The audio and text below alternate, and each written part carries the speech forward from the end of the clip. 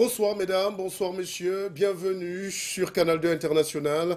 Nous avons décidé de regrouper des éminences pour partager une petite partie de l'intelligence, pour faire véhiculer évidemment un débat constructif autour des thèmes du développement. Nous avons développé avec l'outillage technologique qui va avec un multiplex entre Douala, Yaoundé et Paris, où nos invités vont répondre aux questions précises. Alors ce samedi, nous avons décidé d'explorer les relations États-Unis-Afrique à l'occasion du sommet qui se tient aux États-Unis, à Washington, D.C., du 4 au 6, avec la présence évidemment de plusieurs chefs d'État africains. Qu'attendons-nous des États-Unis, du grand frère, de l'oncle Sam? Est-ce que l'Afrique a mieux à proposer aux États-Unis? Évidemment, premier partenaire de choix, première puissance mondiale, avec évidemment toutes les inclinaisons qui vont avec le développement de l'Afrique. Quand on a dit ça, nous allons donc vous présenter les invités qui vont animer le panel. Certains sont déjà habitués de la scène et évidemment, pour d'autres, ça sera un peu la première bataille dans l'arène politique constructive des idées de développement pour l'Afrique. Et évidemment, sur ce thème, nous allons revenir sur les questions de sécurité. Le Cameroun peut être pris comme témoin ou comme phare d'expérimentation. Et puis nous allons parler aussi de la relance économique et puis le champ politique avec, selon la déclaration de Barack Obama, des hommes forts à la place, non, des institutions fortes à la place des hommes forts. Alors, pour parler de ce sujet, nous avons évidemment un politologue, enseignant et chercheur à l'université américaine, à l'université de Douala, et puis sénateur américain, c'est Guy Parfait Songuet. Bonsoir. Bonsoir, monsieur Martial Bissoc. Bonsoir à tous les téléspectateurs de Canal 2 et bonsoir aux autres invités. À la demande générale, vous êtes là encore ce week-end parce que la semaine dernière, vous avez essayé d'explorer un certain nombre de champs d'idées. Oui, j'essaye de contribuer modestement et j'espère que ces petites contributions permettent que Canal 2 atteigne ses objectifs. Kuate Wambo Guy Mesmer, il est le maire de Loum et c'est lui qui est chargé de présider aux destinées de la commune de Loum. Loum, c'est une charmante ville, on ne peut pas dire plus ou moins. Oui, merci. Je voudrais juste profiter de l'occasion pour dire comme ça un bonjour à toute la population de Lou et vous remercier évidemment pour votre invitation. Je crois que c'est la deuxième fois en 2 semaines que je me trouve sur votre plateau et j'ose croire que je vais apporter ma modeste contribution à cette émission. Je vous remercie. La ville de Loum, c'est combien d'habitants? Quelle population? Quel dynamisme? Je pense qu'il faut dire en réalité, s'il faut être honnête, la population de Loum aussi autour de 80 à 100 000 habitants. Mais selon les derniers recensements qui ont été faits pour des raisons que nous tous nous n'ignorons pas, la ville de Loum a une population d'environ 59 000 habitants. Vous êtes un maire SDF, ça veut dire que l'alternance politique et démocratique est souvent en marche au Cameroun. Alors, on va essayer de joindre Yaoundé, où notre invité spécial nous attend sur place, c'est Claude Abbé. Claude Abbé est professeur, enseignant, politologue et spécialiste des questions de développement. Nous tentons de mettre le cap sur Yaoundé. Claude Abbé, bonsoir et bienvenue dans 90 minutes politiques en direct sur Canal 2 International.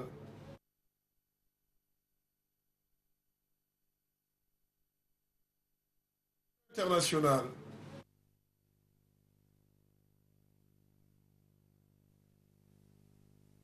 International.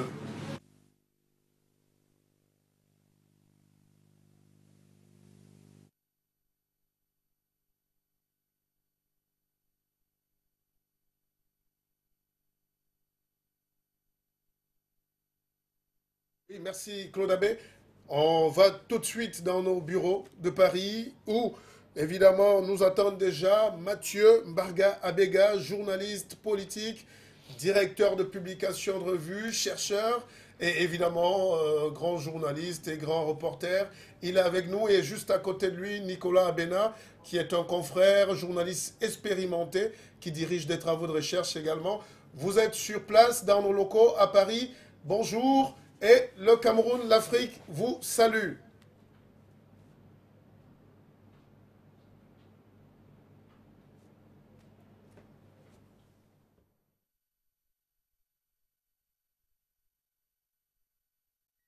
Et merci de nous recevoir. Merci mille fois et nous retournons au Cameroun, aux Camerounais, à l'ensemble du peuple africain, les salutations les plus chaleureuses, fraternelles et cordiale.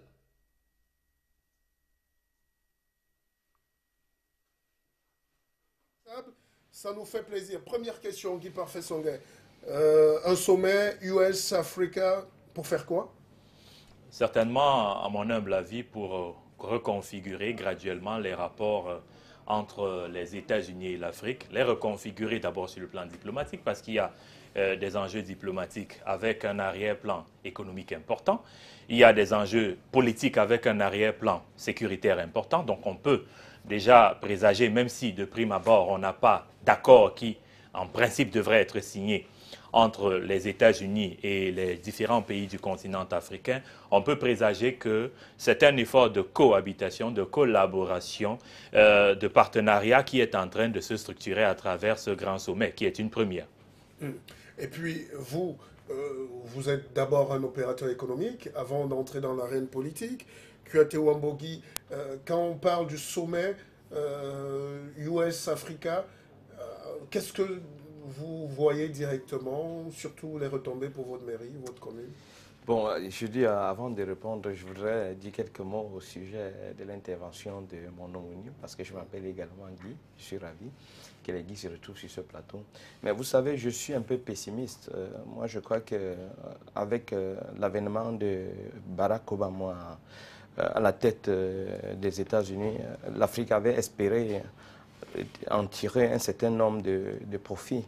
Bon, moi, je crois aujourd'hui que ce sommet, pour moi, personnellement, vous savez, ce que nous voudrons, c'est de retrouver les retombées au niveau du panier de la ménagère, de trouver qu'il y ait un effort ou bien une amélioration en fonction des partenariats qui sont noués entre les États-Unis et l'Afrique en général.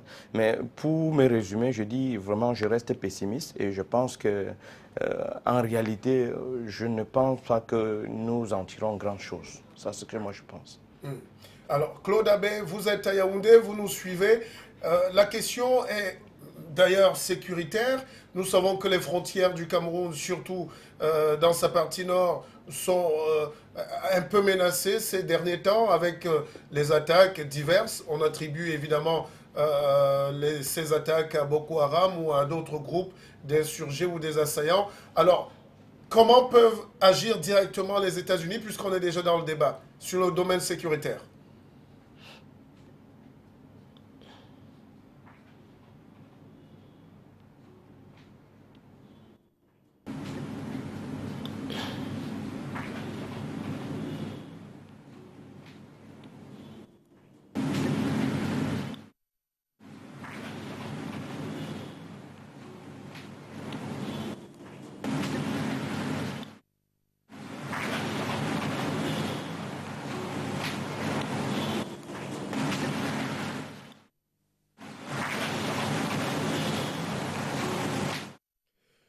Claude Abbé, on vous retrouve dans quelques instants. Alors, on va à Paris. Mathieu Barga Abega, vous êtes évidemment un politologue, vous êtes un journaliste, vous êtes directeur de publication et observateur de plus de 30 ans de la scène socio-politique. Alors, vous et Nicolas Bénin, vous avez une question commune, hein. Comment voyez-vous cette action Afrique-États-Unis ou États-Unis-Afrique? Que peut apporter les États-Unis ou que peuvent apporter les États-Unis à leurs frères d'Afrique?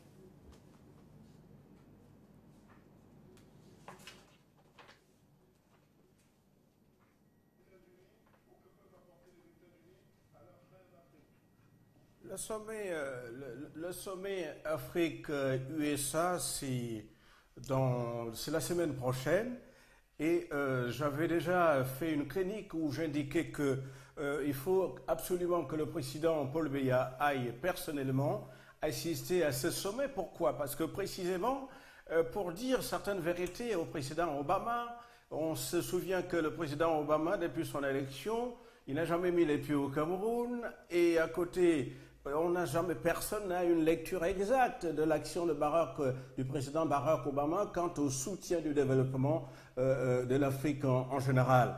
Alors, ça paraît un peu étonnant, mais en tout cas, je l'avais déjà dit en disant que lorsque nous avons fêté il y a quelques années célébrer l'élection du président Barack Obama, j'avais dit, et tout le monde m'avait critiqué, finalement j'ai raison, j'avais indiqué que l'Afrique francophone ou l'Afrique tout court n'a pas à attendre grand-chose de Barack Obama parce que Barack Obama va faire la politique pour les intérêts américains. Et je reviens à la question de fond, ce qui nous intéresse, c'est de dire que absolument que le président Paul Biya rencontre cette fois, et aux États-Unis, le président Barack Obama, d'abord en tant que président doyen de l'Afrique centrale ou l'Afrique en général, puis deuxièmement, dissiper les malentendus toujours possibles entre l'Afrique en général et entre le Cameroun et les États-Unis. Et évidemment, comprendre le pourquoi, le boycott de la direction camerounaise. Vous savez que le président Obama nous a habitués à une démarche assez bizarre. Il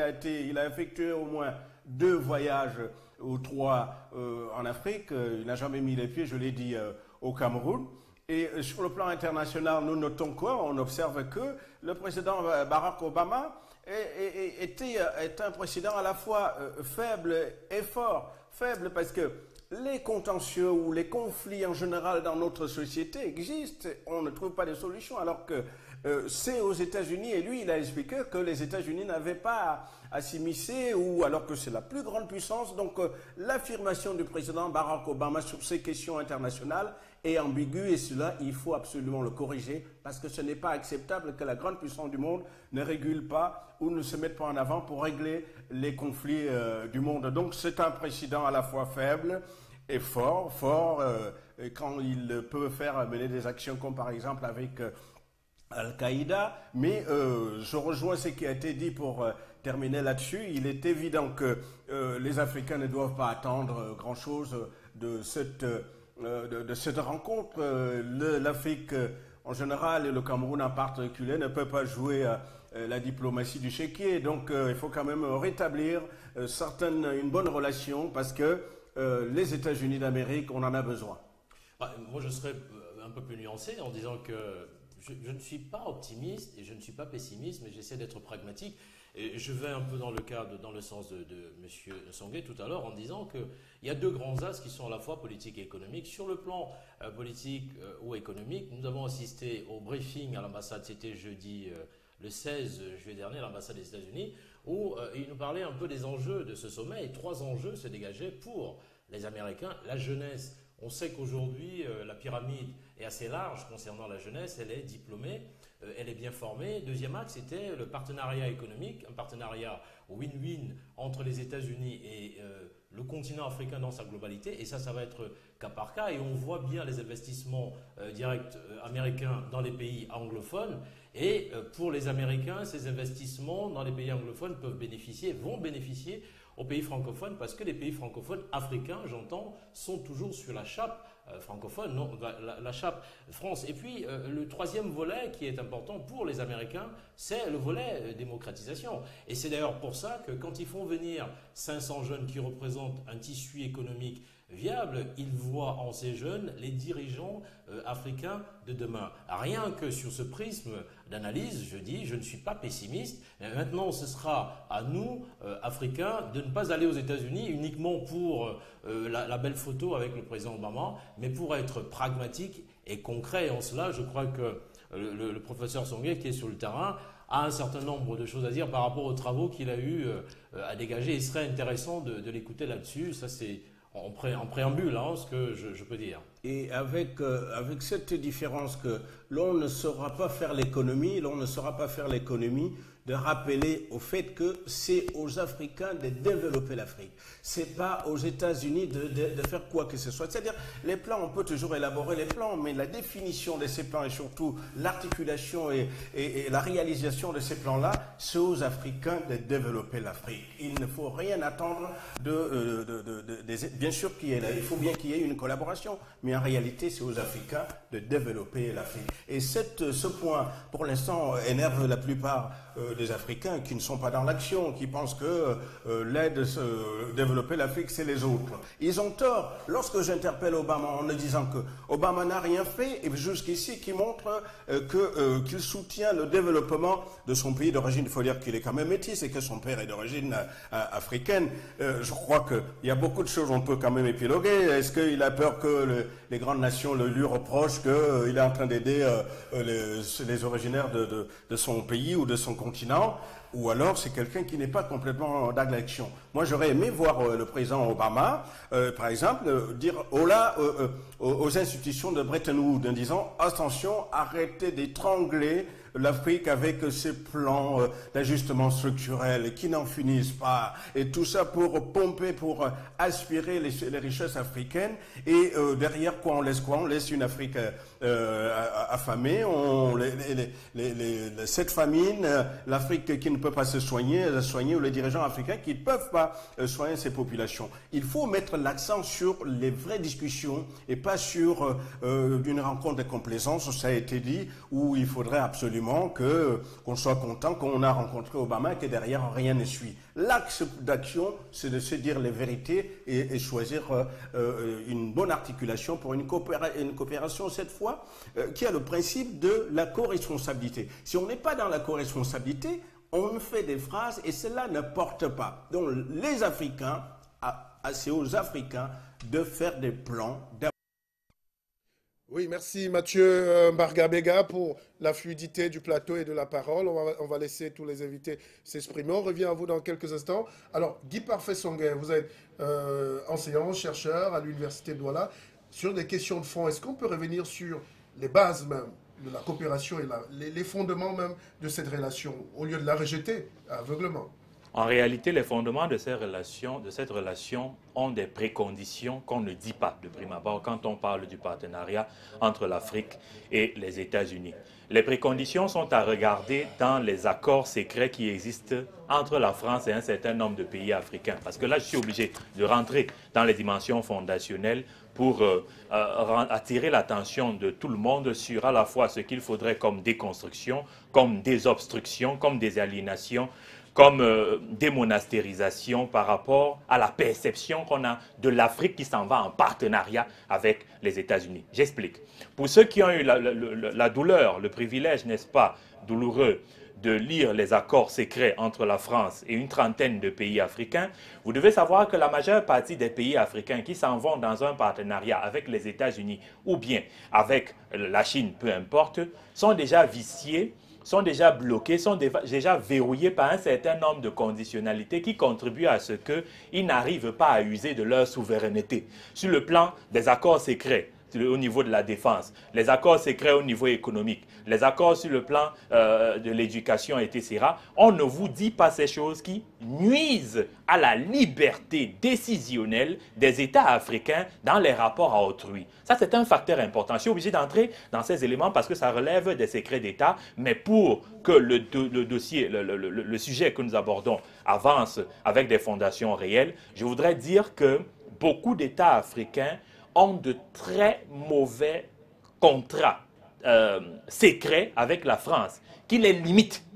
J'ai lu ces accords dans certains cas de figure. Vous avez la France qui a l'exclusivité, par exemple, sur le plan militaire, de former les officiers africains, l'exclusivité de la fourniture de matériel, l'exclusivité dans le renouvellement de ce matériel. Il y a un certain nombre d'États en Afrique francophone aujourd'hui. Les peuples ne peuvent pas savoir cela parce que c'est la compétence exclusive des chefs d'État, où la France a le droit d'exploiter des ressources avec toute l'exonération. Il y a beaucoup de chefs d'État qui sont obligés de valider des accords dans lesquels, lorsque la France vient exploiter des ressources chez vous, elle a 75% des bénéfices de ces ressources. Votre pays, dans lequel vous exploitez 25%.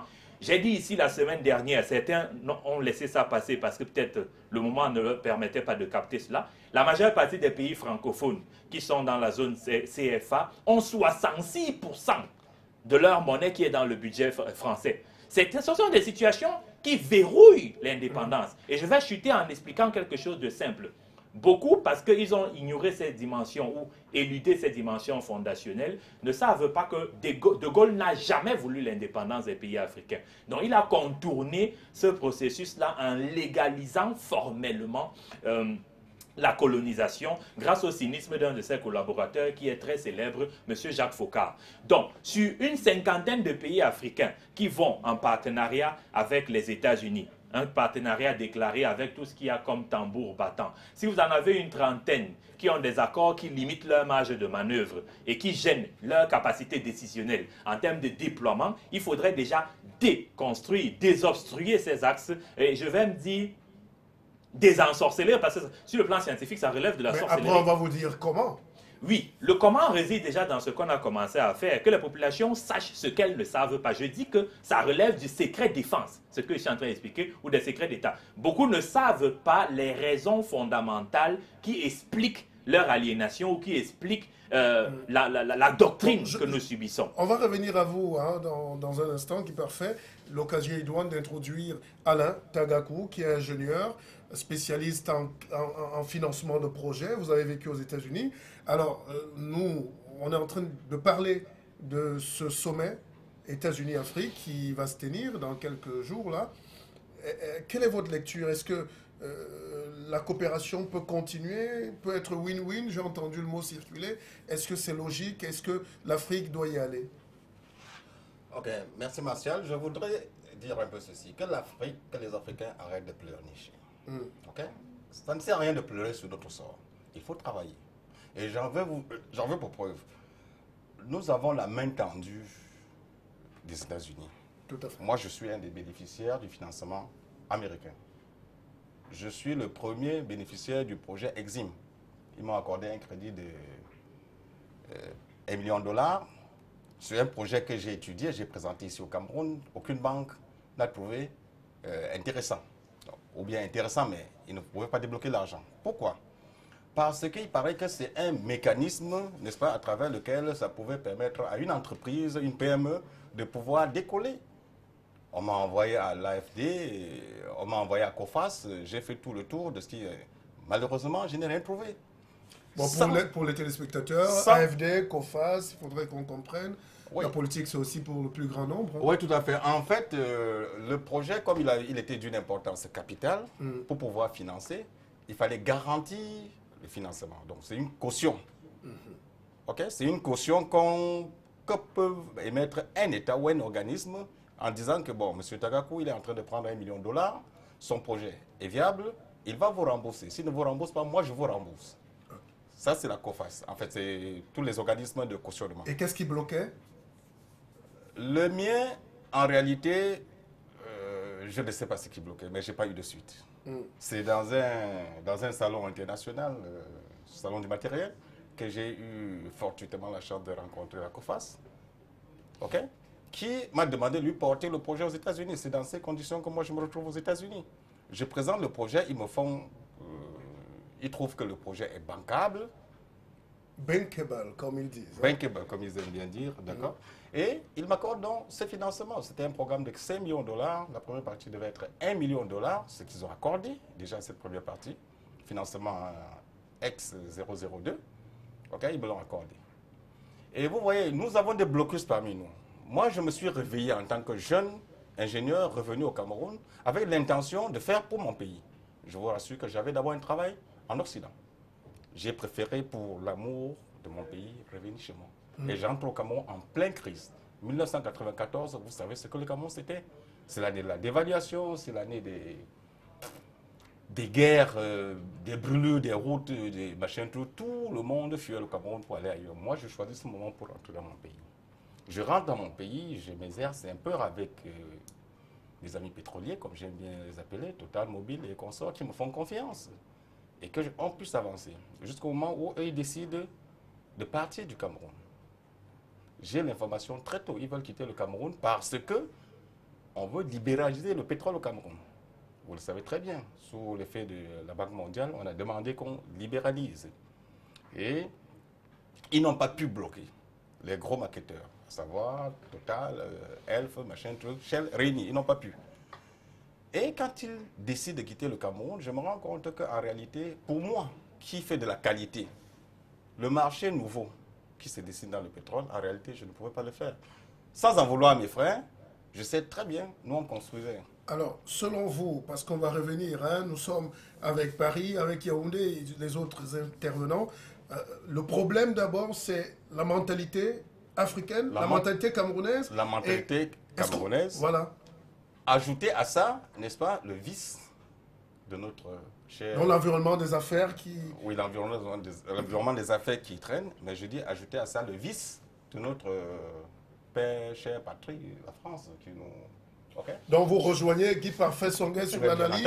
Mais avant de entendu. repartir sur Paris, en attendant que Yaoundé escale avec Claude Abbé, Kyote Wambo Guy Mesmer, vous êtes le jeune maire de la commune de Loum.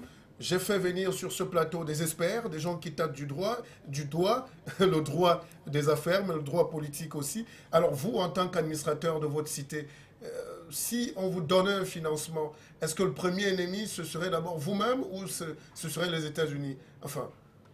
Bon, moi je pense qu'il faut... Personnellement, j'ai un point de vue en ce qui concerne ce sommet. Et je voudrais dire que je le regarde sur deux points, sur l'aspect économique et sur l'aspect sécuritaire. Oui. Moi, je constate que sur l'aspect sécuritaire, les États-Unis peuvent plus intervenir. Parce que n'oubliez pas qu'il y a le phénomène de Boko Haram et qu'à travers les liaisons qui sont faites entre les différents pays, ils peuvent facilement être atteints. Donc moi, je crois que c'est là où les États-Unis peuvent intervenir. Maintenant, sur le plan économique, moi, je ne trouve pas l'intérêt des États-Unis en ce qui concerne l'Afrique. Moi, je m'explique. Quand on regarde aujourd'hui les différents secteurs qui dominent la vie économique du monde, vous allez voir, il y a le pétrole, il y a le gaz. Mais avec la découverte du gaz et de schiste, le pétrole de schiste, vous voyez que les États-Unis sont redevenus un très grand producteur, un très grand exportateur de tous ces produits. Donc, ça veut donc dire qu'en réalité, les États-Unis n'ont pas un intérêt énorme en ce qui concerne l'Afrique. Maintenant, pour répondre en ce qui concerne cette préoccupation, j'ai entendu Guy dire qu'il y avait des accords secrets qui liaient la France et un certain nombre de pays africains. Moi, maintenant, je dis, pourquoi donc aller à un sommet quand vous savez d'avance que vous n'allez pas apporter un résultat quelconque? Donc, moi, je crois que pour nous résumer, il est nécessaire et indispensable que les pays africains s'émancipent de leur tutelle qui est ici la France. Et quel qu'en soit ce qu'on peut dire, je crois que si nos dirigeants avaient une volonté, ils pouvaient entraîner le peuple dans leur sillage. Donc on ne peut pas tout le temps être en train d'accuser les autres. Parce que nous-mêmes, qu'est-ce que nous faisons? Vous venez tantôt de parler d'un certain nombre de financements qu'il était nécessaire. Vous parlez de la COFAS.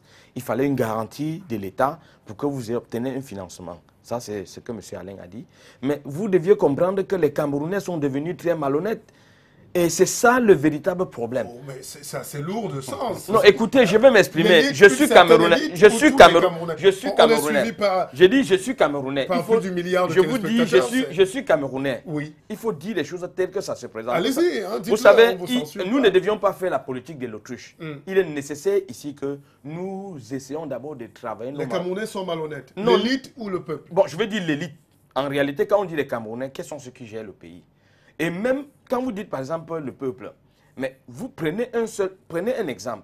Quand vous avez un jeune à votre service, vous travaillez avec un jeune, la première préoccupation qu'il a, c'est de s'enrichir.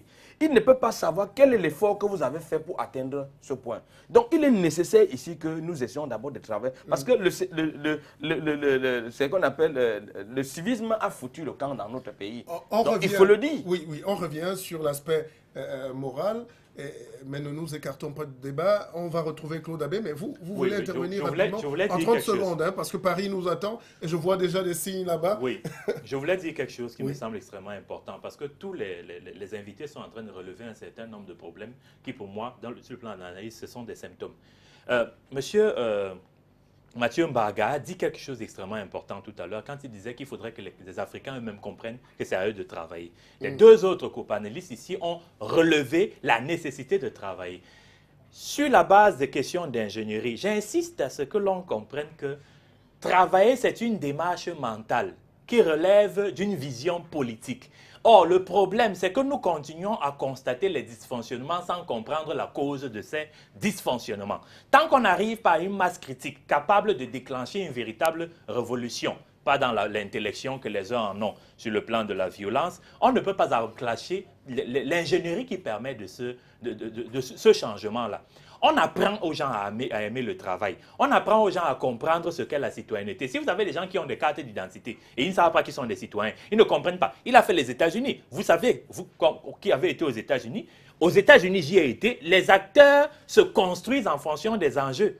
Si on vous dit par exemple que les Américains ne s'intéressent pas à la politique, c'est faux. Que la politique vienne piétiner leur qualité de vie, ils vous fabriquent une association. Et immédiatement, ils entrent dans le champ politique. Il faudrait que les Camerounais apprennent à défendre leurs intérêts, à défendre leur vie, leur dignité, leur fierté, et qu'ils comprennent que tout cela se fait à travers un système éducatif qui répond aux besoins. On vous a bien dit ici que laissez la politique aux politiciens. On a vu en France comment des lycéens ont réussi à secouer tout un pays. Ça veut dire que cette phrase-là ne tient pas la route. Je voulais dire en fait que tant qu'on ignore jusqu'à quel point... Oui, nous avons tous entendu qu'il a dit, donc je ne reviendrai pas là-dessus. Tant qu'on ignore le côté dogmatique, pervers des accords secrets qui existent entre la France et certains pays africains, le côté nuisible de ce partenariat économique qui donne une démarche de manœuvre extraordinaire aux Français sur notre monnaie, et la nuisance des systèmes qui ont été installés au niveau des indépendances, on va passer le temps à dire il faut, sans enclencher une démarche de transformation. Donc pour vous, c'est clair, il faut remettre sur la table ces accords avec la Absolument. France qui tue l'Afrique. Urgentissime. Alors, Claude Abbé, vous êtes à Yaoundé, réagissez. Moi, la question première vous était posée sur la sécurité. On a vu que le Cameroun, par exemple, est attaqué par des assaillants au nord. Est-ce qu'on imaginerait des GIs sur le terrain? Parce que la dernière fois que l'Amérique est descendue en Somalie, ça ne s'est pas très bien passé. Est-ce qu'il y aurait cette peur de l'Afrique, cette peur de prendre ses responsabilités sur le terrain?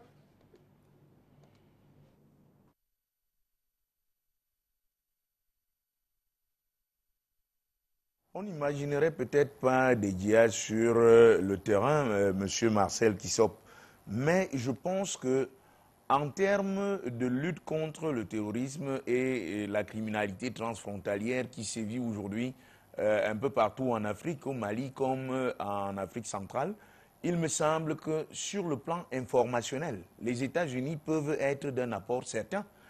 Ceux qui pensent comme M. Abega depuis Paris que un sommet tel que celui-ci n'est pas un sommet qui peut apporter beaucoup à l'Afrique, je pense qu'ils se trompent.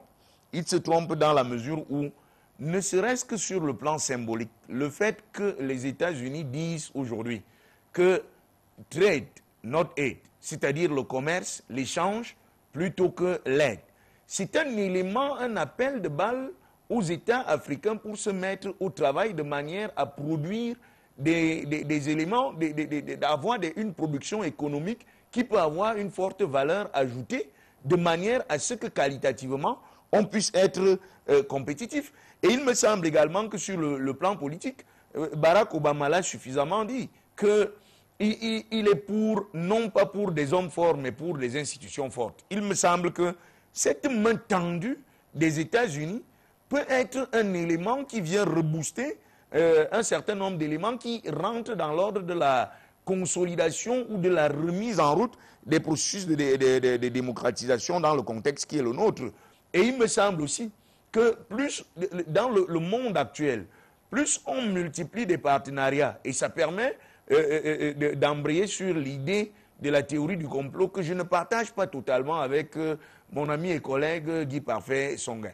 C'est-à-dire la logique de la théorie du complot qui veut qu'en réalité tout ce qui survient dans nos pays n'advient que parce que la France aura d'une manière comme d'une autre joué sur nos États et nos économies. Il me semble que en multipliant les partenaires, il est possible que le multilatéralisme, et ça a été démontré par un certain nombre de travaux aujourd'hui, le multilatéralisme permet en sorte que la priorité, la prééminence des échanges avec un seul acteur devienne quelque chose qui est fragilisé. Et cette fragilisation-là peut faire en sorte que la chape de plomb qui existait sur les rapports entre l'Afrique et l'extérieur soit une chape de plomb qui soit allégée, sinon du moins levée. Et à mon avis, il me semble que le continent africain a tout à gagner dans cette multiplication des partenariats avec l'extérieur. Dans quelques instants, direction Paris. Mathieu Mbarga Abega, vous avez écouté les intervenants sur place et juste à côté de vous, Nicolas Abena. Est-ce que vous, en tant que spécialiste des questions politiques, cette relation États-Unis-Afrique ne devrait pas, comme disait Barack Obama, être accentuée sur les institutions politiques qu'il faudrait changer, c'est-à-dire en clair que les vieux doivent quitter le pouvoir, que les gens pas démocratiquement élus partent. Mais comment on peut arriver à une gestion démocratique saine en Afrique tant qu'on reste à la Maison-Blanche et qu'on s'appelle Barack Obama et qu'on ne descend pas sur le terrain? Qu'est-ce qu'on peut faire pour arriver à cette nouvelle donne politique en Afrique?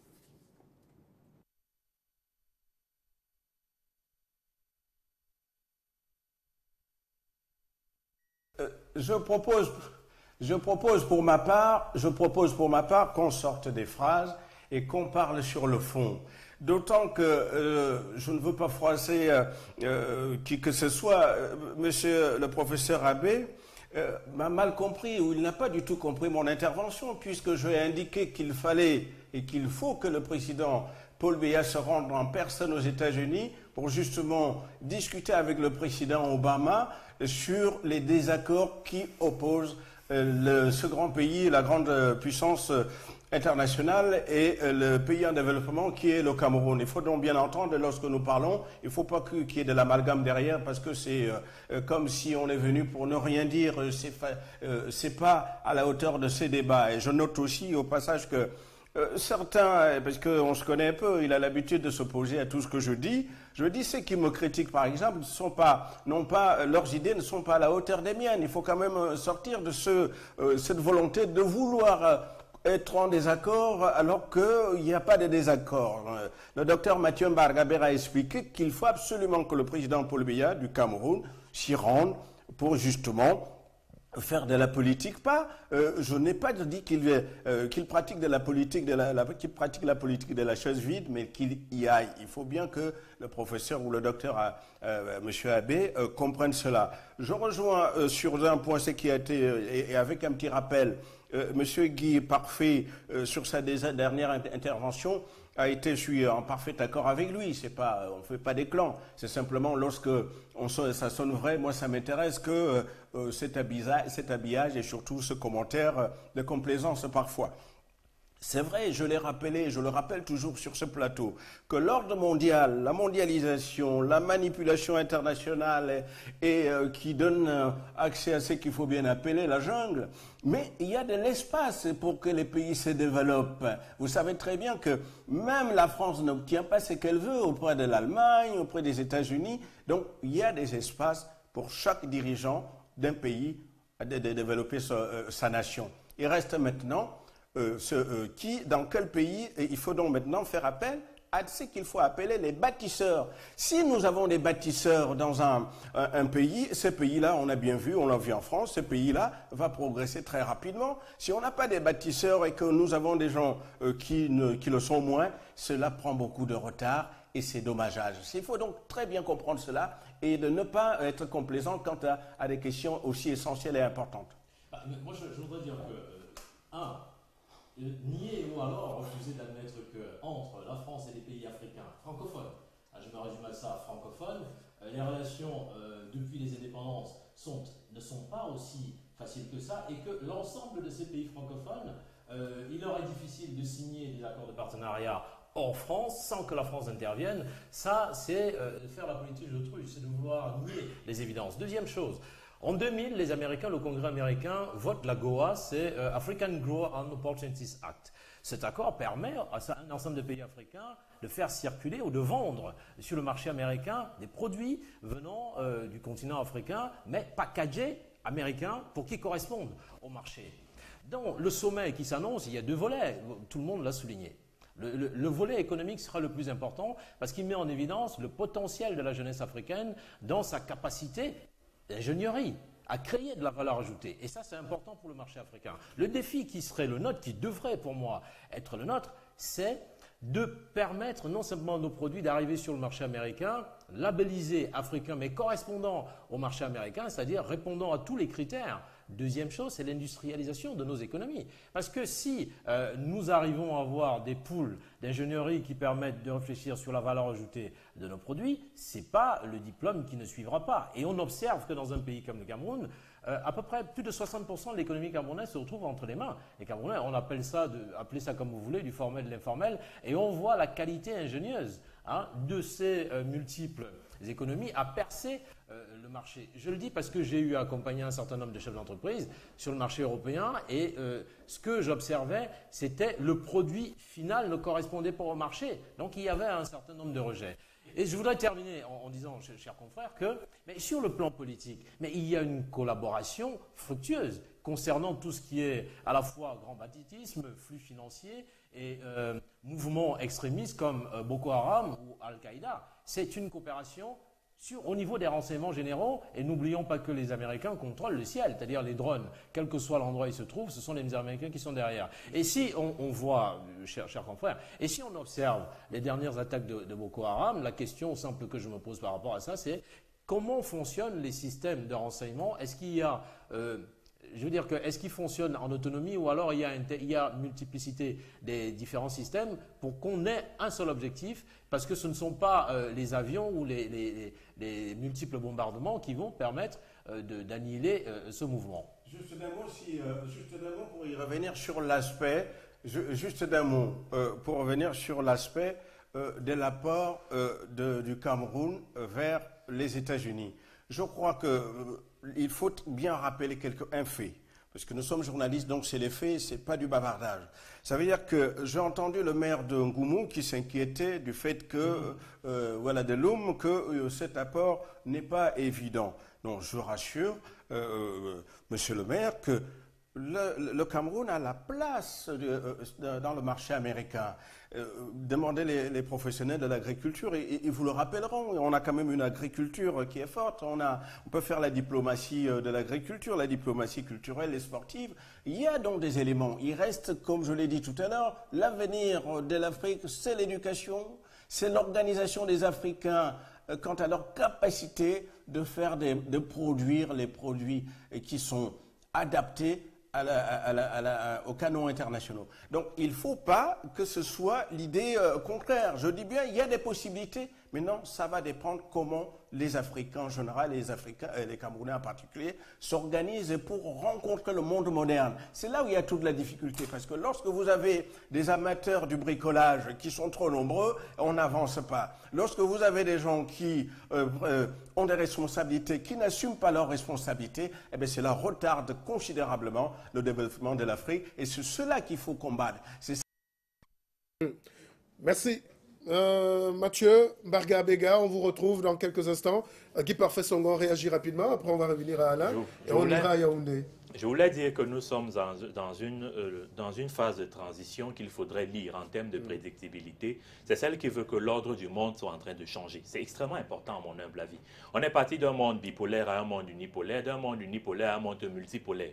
À partir du moment où on part d'un monde unipolaire à un monde multipolaire et que l'on sache que l'Afrique à elle seule plus de la moitié des ressources sol et sous-sol de la planète, il est tout à fait intéressant pour les États-Unis d'Amérique d'avoir un partenariat avec l'Afrique parce que, quel que soit le niveau de ressources que les États-Unis ont aujourd'hui, ils ont besoin des ressources sur le continent africain. Les ressources humaines, déjà, les ressources minières et tout ce qu'il y a comme enjeu stratégique autour du golfe de Guinée. Je vous ai dit que les études de prédictibilité les plus sérieuses indiquent que le golfe de Guinée va être l'un des plus grands centres de l'économie mondiale dans les prochaines décennies. Par rapport à cela, je voudrais dire aussi que je comprends tout à fait le point de vue du professeur Claude Abbé qui insiste à ce que l'on comprenne la variabilisation du partenariat. Je n'ai rien contre ce point de vue parce qu'il est pertinent. Je voulais tout simplement dire que l'on ne peut pas se permettre aujourd'hui de faire comme s'il n'y avait pas ces gênes, comme s'il n'y avait pas ces blocages, comme s'il n'y avait pas ces obstructions qui existent dans un certain nombre de pays africains francophones. Parce que lorsque M. Abena relève la dimension des pays anglo-saxons, qui eux n'ont pas subi la colonisation française, on voit que leur trajectoire économique et politique est très différente. Le Rwanda peut être cité en exemple. Par exemple, le Ghana aussi. On voit des pays on se rend compte qu'il n'y a pas cette chape de plomb-là qui empêche, n'est-ce pas, d'évoluer. Et j'ai envie de continuer parce que l'exemple qui a été soulevé à El Lago est très pertinent. Il faudra enquêter pour comprendre qu'il y a un certain nombre de verrous non dits qui ont contribué à ce que l'AGOA ne soit pas à la faveur des pays africains. Ce sont les mêmes éléments non dits qui contribuent à ce que l'éducation ne structure pas depuis la base d'entrepreneuriat. Regardez un peu au Canada. Vous avez l'entrepreneuriat qui s'enseigne depuis le primaire. Nous, on a des enfants qui sont formés jusqu'à l'université, ils ne sont experts en rien. C'est un problème de fond et qui est dû à ces accords de partenariat dont je parle, qui sont des accords secrets. Malheureusement, peu d'universitaires peuvent avoir accès à ces documents, peu de journalistes peuvent avoir accès à ces documents, et pourtant ils impactent réellement sur nos qualités de vie. Les pays africains qui ont la chance, et je finis par là, de ne pas avoir des accords secrets au niveau de... En fait, on appelle même ça accords spéciaux, pour utiliser les termes dans les accords, ont la possibilité de varier un peu, de nuancer, etc. Mais nous sommes dans un enjeu qui relève pour gérer l'ordre du monde. Parce que quand on parle de partenariat, il y a un équilibre, il y a un consensus, il y a une entente mutuelle. Nous sommes dans un enjeu initial, fondationnel, de désobstruction, de déconstruction, de démonastérisation, de dédogmatisation des rapports avec la France, sans lesquels, si on ne passe pas par ce pilier, on va rester coincé par une pierre qui nous calera au cou. Alors, Alain Tagakou, expert en financement de projet, vous êtes ingénieur. Alors, vous avez parlé d'un projet, par exemple, concret, mais bloqué. Est-ce que l'Afrique de demain, Barack Obama a d'ailleurs reçu 500 jeunes africains, c'est le continent de l'avenir, c'est le continent de la force, de la jeunesse, mais est-ce que le développement de l'Afrique, c'est le financement des micro-projets, instituts personnels, ou c'est de créer des mécanismes de développement un peu plus globaux, selon vous? Merci Martial. Je voudrais dire ceci. En fait, Parfait relève quelque chose qui est connu de tous, mais qui n'est pas dit. Le blocage politique, les accords secrets. Donc, ce n'est plus secret puisque tout le monde le sait. Je vais même vous dire, dans le cadre des travaux publics, que je maîtrise particulièrement, on vous envoie un financement, on accroche à un financement ce qu'on appelle les clauses d'origine. OK? C'est-à-dire que l'exécutant du contrat doit être soit du pays bénéficiaire ou bien du pays donateur de fonds. Vous comprenez un peu? Les entreprises camerounaises sont d'office éliminées. Je dis d'office éliminées, puisqu'ils sont bénéficiaires de fonds. Et on met encore une autre clause, il faut avoir réalisé autant de milliards fois 2. Quelle est l'entreprise camerounaise qui aurait déjà vu même un projet de ce genre? On vous dit le projet va coûter 100 milliards. Voilà. Quelle entreprise camerounaise? Donc, il faut déjà avoir réalisé 200 milliards. Il faut déjà, voilà, 200 milliards. Un projet de valeur 200 milliards. Ça dit, vous comprenez un peu? Donc, ce qui ils fait donnent que le projet qu'ils financent eux-mêmes via leur entreprise, dont l'argent rentre chez eux. L'argent rentre chez eux. C'est ce que je disais. Comme pour dire que Guy Parfait, il a parfaitement raison. C'est connu de tous. Nous en souffrons. Mais en réalité, ça ne sert à rien de pleurer. Je le sais, qu'est-ce que je peux faire? Mais Rien qu'est-ce du qu'on peut tout. faire? Vous êtes ingénieur. Donc, Voilà. ingénieur, proposez-nous. Est-ce qu'il faudrait de l'informel? Vous m'avez compris. Moi, je crois que la jeunesse africaine a intérêt à créer un nouveau chemin, différent de la méthode, différent du circuit mis en place à l'heure actuelle. Absolument. Vous comprenez un peu? Barack Obama réunit les jeunes africains et tout ça là. Je suis embêté que, en réalité, la jeunesse africaine... Mais on va leur donner $1 million chacun pour un projet, mais c'est pas ça le développement. Non, c'est pas ça le développement. Je me dit quelque chose. Hein. Oui, c'est pas ça le développement. Barack Obama va distribuer, bon, combien de millions de dollars? Ça ne peut pas développer le pays. OK? Et moi, je suis très embêté que c'est aujourd'hui que nous ouvrons nos frontières. On devrait fermer nos frontières à date d'aujourd'hui. OK? Et vous avez vu la Chine. Pour être là où elle était obligée de fermer complètement. Ah, c'est un peu de vue. Oui? Ça. Oui, oui, oui. Donc, vous militez pour une certaine autarcie, pour mieux se reconstruire. Une rupture. Une rupture, oui, pour mieux se rebâtir. C'est vrai que mes frères politiciens, comme M. le maire, ils m'en voudront pour ça. Parce que l'ouverture des frontières, c'est un problème politique. Ça n'a rien à voir avec l'économie. OK? Et cette politique tue l'économie. On n'a aucune société camerounaise, aucune entreprise camerounaise dont le produit peut être concurrentiel devant les produits. En termes de qualité, en termes de... Et j'en veux vous dire ceci. Moi, j'étais en Russie. OK? La société russe ne sont pas pauvres. Je vous assure, Martial. Allez-y faire un tour. Ils étaient première puissance mondiale. De par la force de... On dit de la Russie qu'ils avaient le nucléaire, mais que la patate coûtait très cher. Où elle était là? Est-ce que c'est normal d'avoir le ventre vide quand...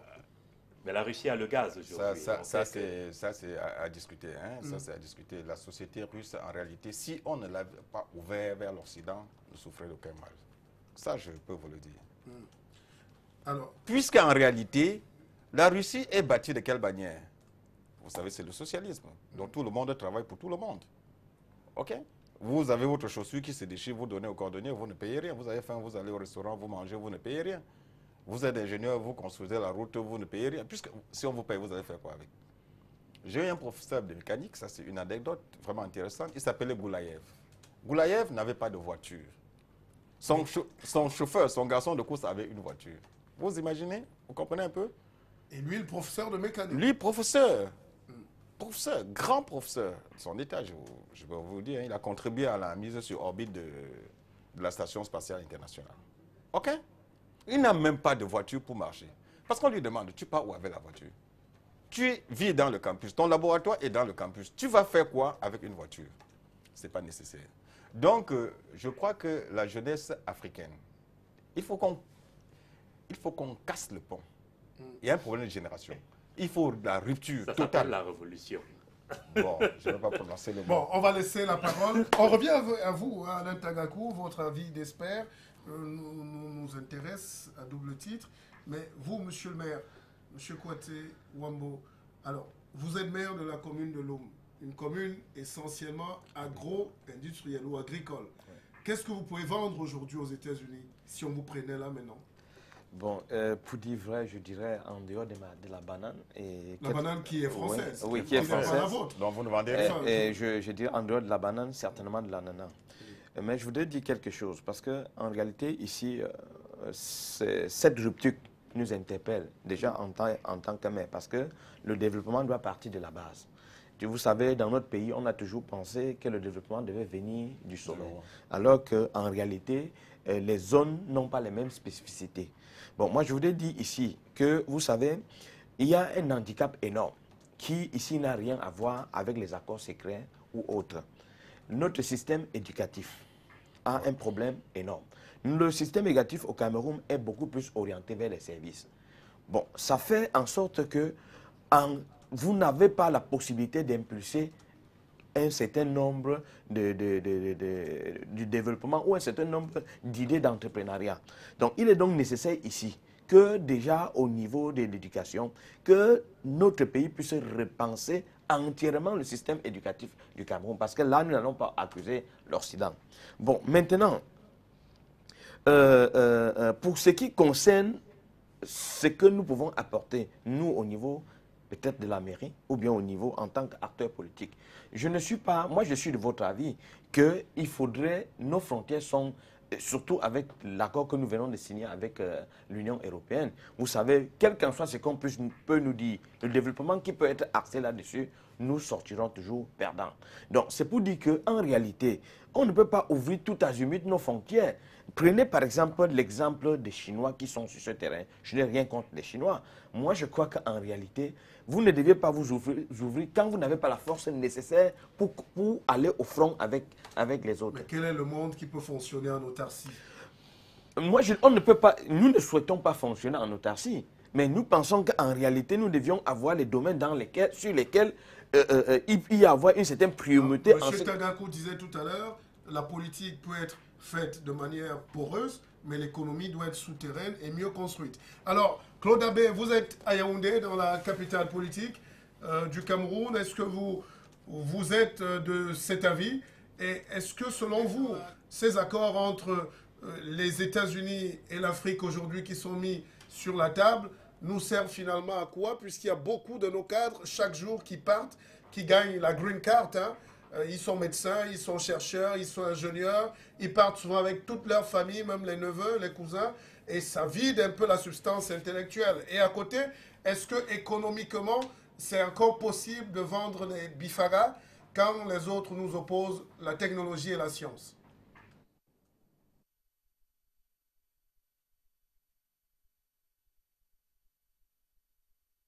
Écoutez, Monsieur Marcel Kishop, ce que je voudrais vous dire, c'est que je ne serai pas d'avis avec mon concitoyen Alain Tagagou lorsqu'il dit aujourd'hui qu'il faut se déconnecter. D'ailleurs, ce n'est même pas possible de se déconnecter de ce village global, dans la mesure où, d'une manière comme d'une autre, le village global, il nous retrouve là où on est. À mon avis, il me semble utile aujourd'hui d'essayer de changer de logiciel.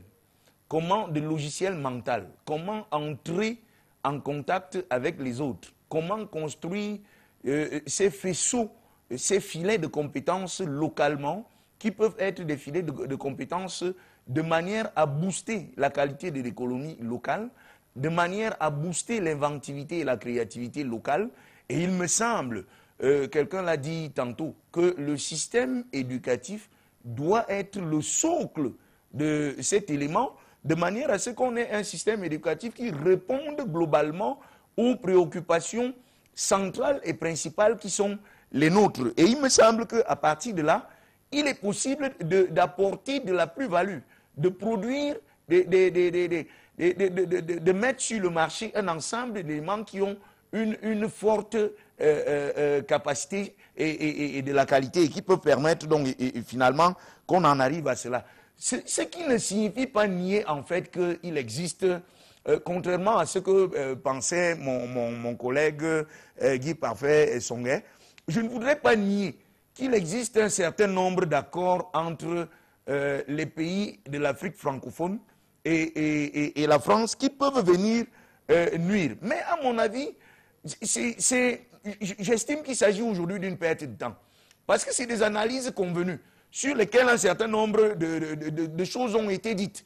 Mais il me semble que si on se mettait dans une logique de travailler proprement, d'inculquer le modèle travail aux uns aux autres, d'inculquer l'idée de croire en soi-même, d'avoir une estime de soi. Parce qu'il me semble, lorsque nous parlons de changer de logiciel mental, d'abord d'une auto-estime de soi de la part de l'Africain qui doit être mise en lumière ici. Et on a dit, dans les échanges que proposent, à mon avis, les États-Unis, je ne voudrais pas dire que nécessairement on doit y aller comme si on allait à l'abattoir au niveau des États-Unis, mais à mon sens, les États-Unis proposent ici de revoir les institutions, de faire des institutions politiques fortes. Et il me semble qu'en faisant des institutions politiques fortes, c'est un début de solution aux problèmes politiques qui se posent déjà en termes d'accords et d'échanges entre un certain nombre de partenaires extérieurs et qui peuvent venir remettre en question un certain nombre de choses. Donc, à mon avis, pour me résumer, on ne peut pas dire aujourd'hui, à la suite de Samir Amin, qu'il faut se déconnecter du monde, parce que finalement, c'est faire un peu la véritable politique de l'autruche qui est reprochée aux uns aux autres. Mais en fait, il faut penser à partir de ce qu'on a d'important, des capacités qui sont des siennes, de l'inventivité qui est la sienne et de l'environnement qui est le sien, comment on peut rentrer en contact avec les autres de manière à saisir les opportunités qui sont offertes, non pas en termes de dons ou d'assistance. Je rappelle que vous êtes sociopolitologue, vous êtes enseignant à Yaoundé et nous allons rejoindre à Paris Mathieu Mbarga Abega, directeur de publication, journaliste, politique, expérimenté sur les questions de développement, écrivain évidemment de plusieurs œuvres. Et à côté de vous, Nicolas Abena, qui est journaliste et chercheur. Alors, concrètement, l'Afrique, tout le monde s'accorde à dire que c'est le continent d'aujourd'hui, mais surtout de demain, avec une jeunesse qui a 25 ans à plus de 70%. Et est-ce que dès qu'on a dit ça, on se dit qu'on est prêt au développement si les États-Unis nous apportent un appui? Et qu'est-ce que vous proposez de concret pour que l'Afrique gagne finalement? Parce qu'au-delà de ce sommet, c'est de savoir ce que nous gagnons à aller aux États-Unis. Est-ce que Barack Obama le dit parce qu'il est en fin de mandat ou est-ce qu'il le dit pour chercher une porte de sortie honorable pour signer son contrat avec l'Afrique? Est-ce qu'il y a une vraie volonté politique derrière? Qu'est-ce que ça peut changer?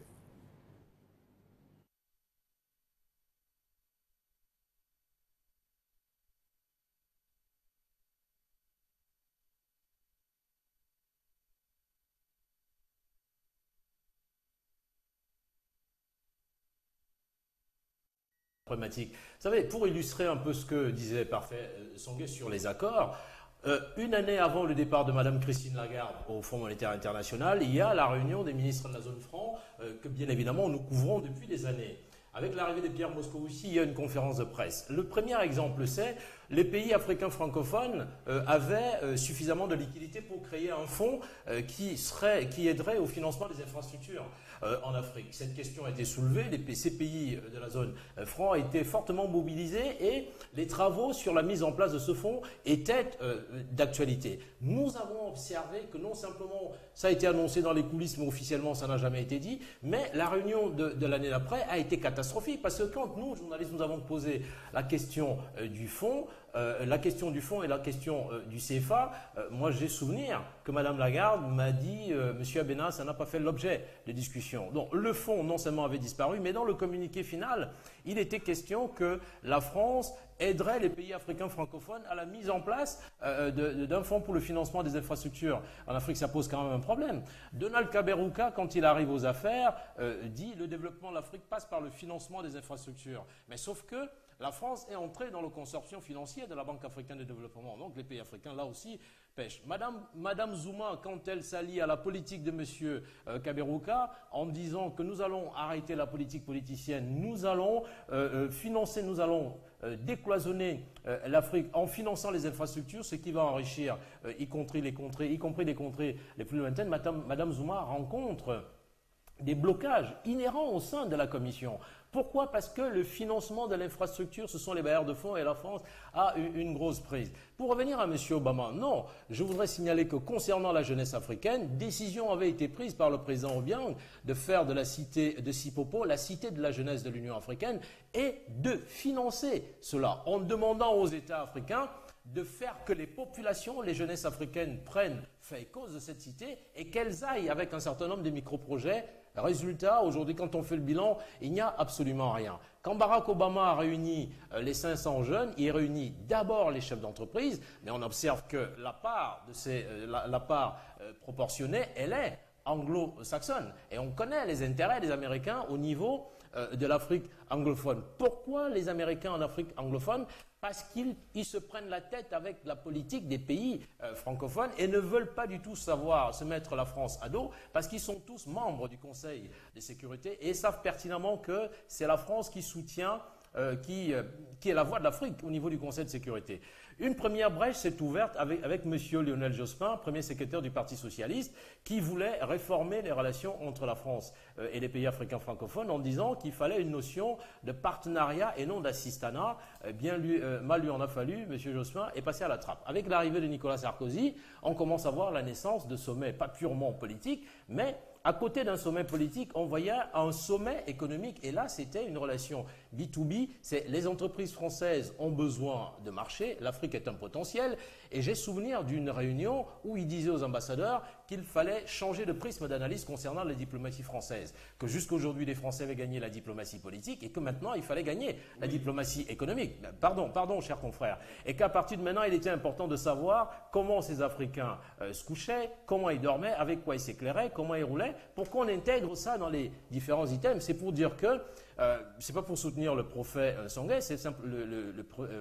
professeur Songué, c'est simplement pour dire que nous ne pouvons en aucun cas nier ces accords, mais la multiplication des acteurs, des partenaires sur le terrain, nous permet pas de sortir de la chape de plomb qui est la nôtre, mais nous permet d'avoir des airs où on peut s'engouffrer. Et une proposition simple. Quand on observe la jeunesse africaine et l'engouement qu'elle a pour les nouvelles technologies de l'information et de la communication, on dit qu'il y a une véritable économie qui puisse être gérée par là, parce que cette autoroute est aussi une autoroute économique, et là, on a beaucoup de choses à gagner. Deuxième prisme, c'est l'économie verte.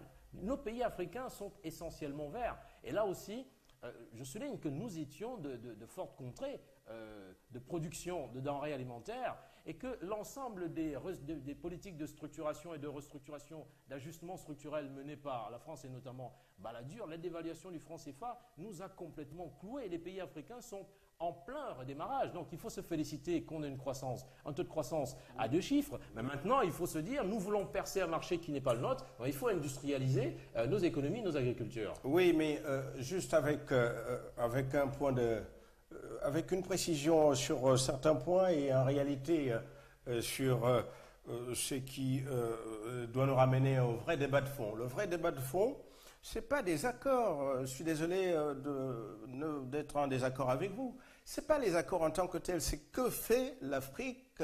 Quel est le projet africain pour rencontrer les Européens ou les Américains en termes de collaboration? C'est-à-dire qu'on ne vient pas dans la discussion, on ne vient pas dans la discussion avec l'idée qu'on va nous dire ce qu'il faut faire. Il faut que les Africains apprennent. D'ailleurs, à ce propos, je tiens je ne vais pas remercier, je constate que Martial et toute l'équipe, aujourd'hui, hier, enfin samedi dernier et aujourd'hui, nous sommes en train d'inaugurer à Canal France, à Canal 2 International, le débat d'idées dont le principe est des solutions, trouver des solutions aux questions posées. C'est très important, c'est-à-dire on sort de nos bavardages habituels, de nos références habituelles, des accords qui n'ont souvent pas grand-chose à voir avec le débat de fond.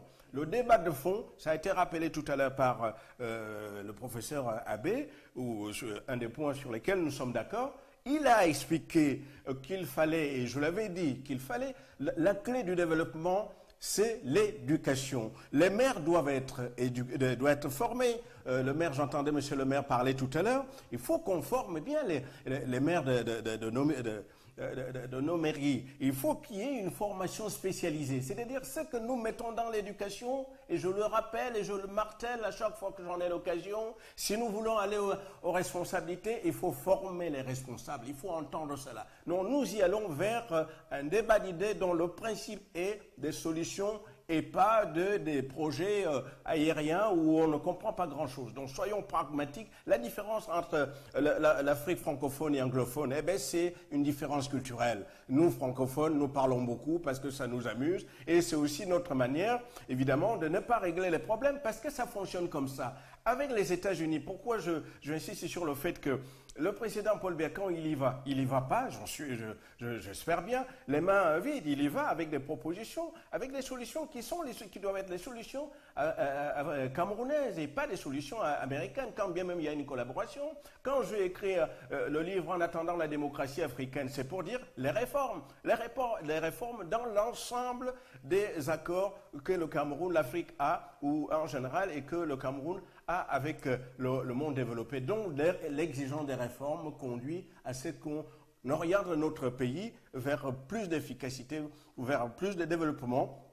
Parce que vous vous rendez quand même compte qu'il y a depuis 50 ans d'indépendance ou de décolonisation, l'Afrique en général et le Cameroun en particulier souffrent des mêmes maux, c'est-à-dire le manque d'eau potable, de routes, d'électricité, et il y a plus de 18 millions, si mon chiffre est bon, d'Africains, de Camerounais en situation de malnutrition. Ça n'est quand même pas du théâtre, c'est de la réalité. Il faut sortir de ces discours où nous passons le temps à vouloir renvoyer que c'est l'accord qui empêcherait ceci, ou bien parce que je n'avais pas bien lu, c'est la manière francophone qu'il faut absolument mettre un terme pour aller vers plus d'efficacité et plus de responsabilité. Je voudrais juste ajouter que les Américains se proposent, au-delà du fait de l'analyse qu'ils vont faire de l'Agora, qu'ils ont mis en place, c'est de lancer deux autres types de collaboration, de coopération, c'est Power Africa et Trade Africa. Parce que les Américains s'interdisaient d'intervenir dans les politiques africaines et notamment... Mais moi, c'est l'Afrique qui m'interpelle, qui m'intéresse. Les Américains t'intéressent, mais moi, je m'intéresse à l'Afrique et au Cameroun. Mais non simplement, nous nous intéressons tous à l'Afrique et au Cameroun. Non, mais il faut dire ça de quoi et dans quel sens on s'y intéresse et qu'est-ce qu'on y fait. Nous ne pouvons nous intéresser à l'Afrique et au Cameroun que si nous-mêmes nous sommes pragmatiques et que,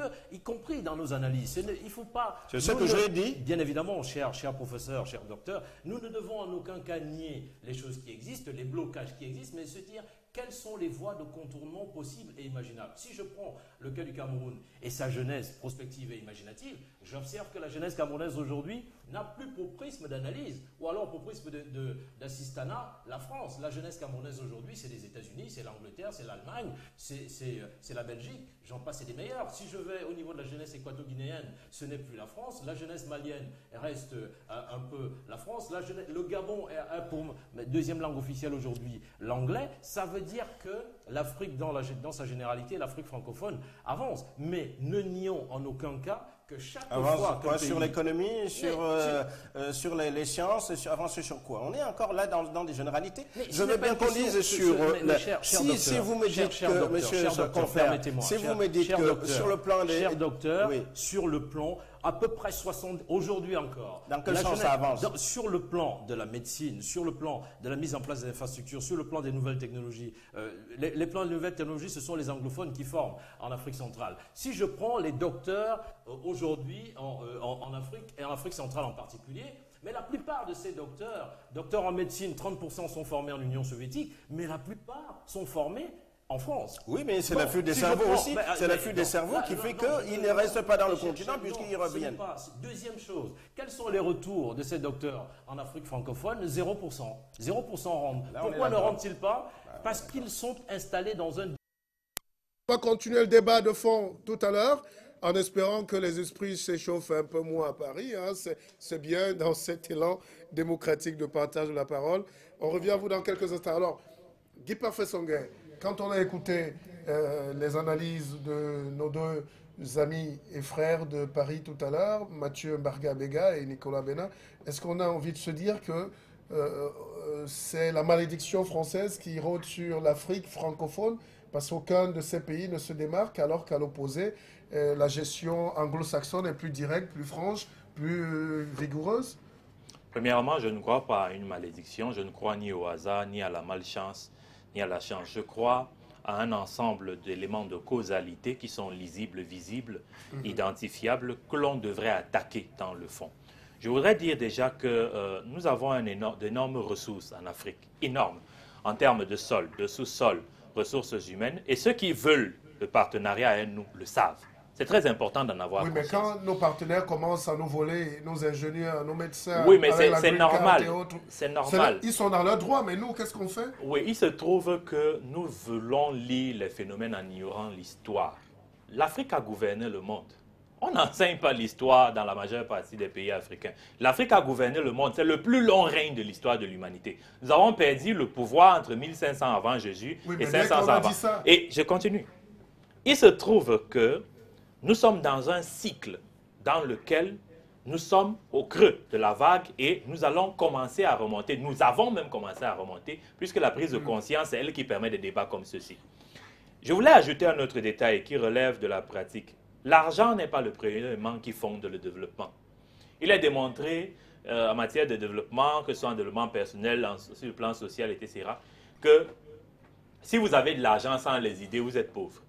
Je veux dire en d'autres termes, pour exemplifier sur les cas pratiques, les individus, les études ont été menées sur des gens qui ont gagné la loterie. On s'est rendu compte 2 ou 3 ans au plus tard, après avoir gagné la loterie, ils retombent dans la pauvreté. Parce que pour générer de l'argent, il faut avoir un mode de pensée d'enrichissement. Cela veut dire que quoi? La base, et tout le monde heureusement est d'accord là-dessus, c'est l'éducation. Et je vais le dire autrement.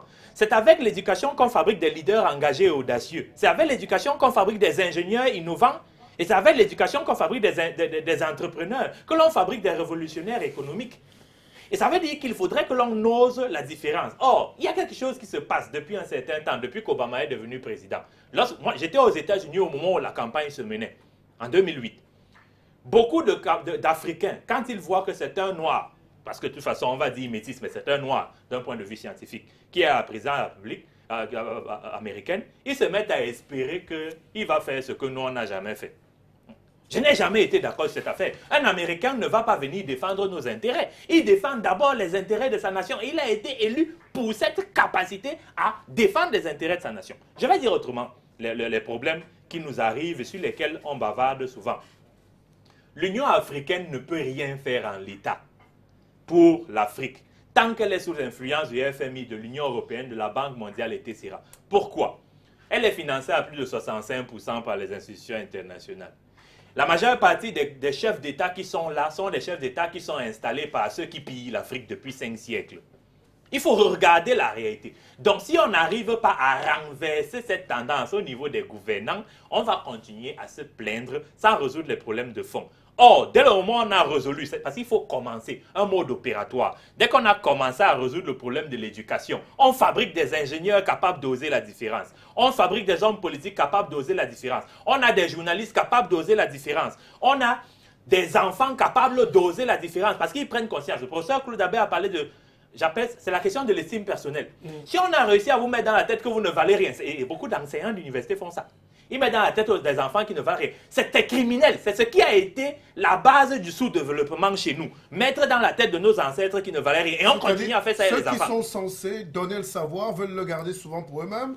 Il nous revient souvent que certains professeurs disent qu'ils ont payé cher pour avoir les connaissances. S'il est hors de question de les distribuer. J'ai envie de dire ça pour rapidement. Oui, oui. Les plus grands maîtres ne sont pas ceux qui enseignent. Les plus grands maîtres ne sont pas ceux qui enseignent ce qu'ils ont appris. Les plus grands maîtres sont ceux qui enseignent ce qu'ils sont. Pour transmettre la connaissance. Et vous enseignez ce que vous êtes? Je pratique ce que j'enseigne et j'enseigne ce que je pratique. On revient à vous tout à l'heure. Alors, Alain Tagakou, on est en train de cheminer parce qu'en toile de fond, on ne peut pas sortir de ce plateau sans revenir sur la notion économique avec les États-Unis. Mais deuxième question, on voit que nos forces de défense se battent avec toute la hargne et tout le professionnalisme au nord. Quelle est votre lecture sur la notion de ce Boko Haram qui nous attaque visiblement à ciel ouvert?